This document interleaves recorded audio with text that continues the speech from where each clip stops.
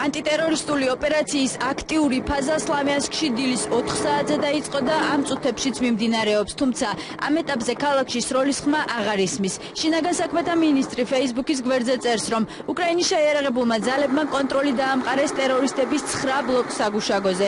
ქალაქი ალყაშია მოქცეული. მინისტრის ინფორმაციით მოწინააღმდეგეებმა უკრაინელ სამხედროებს მძიმე ტექნიკის გამოყენებით ცეცხლი გაუხსნეს.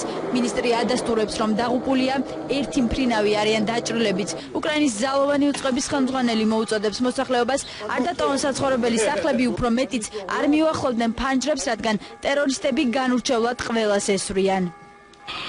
სლავიანსკიდან გავრცელებული ინფორმაციით ამბოხებულებმა უკრაინის შეიარაღებული ძალების 3 Mi-24 ტიპის ვერტმფრენი ჩამოაგდეს. დაჭრილია პილოტი, რომელიც ეგრეთ წოდებული სლავიანსკის თავდაცვის შტაბში გადაიყვანეს. უკრაინული მედიის ინფორმაციით სეპარატისტებმა დაჭრილი პილოტი ტყვე დაიყვანეს. ქალაქთან მისასვლელი გზები სპეციალური ბარიკადებითა და სატვირთო ავტომობილებითაა გადაკეტილი. შინაგან საქმეთა მინისტრი ამბობს, რომ ანტიტერორისტული ოპერაციის მთავარი მიზანია სეპარატისტების მიერ დატყვევებული ადამიანებისა და ადმინისტრაციული შენობების გათავისუფლება და იარაღის დაყრა. ფედერალიზაციის მომხრეები ამ დრომდე რჩებიან დონეცკის ოლქის პროკურატურის შენობაში, რომელზეც გვიან ღამით შტურმი განახორციელეს. გავრცელებული ინფორმაციით დაპირისპირების შედეგად 26 ადამიანი დაშავდა, მათგან 2-ის ჰოსპიტალიზება გახდა საჭირო.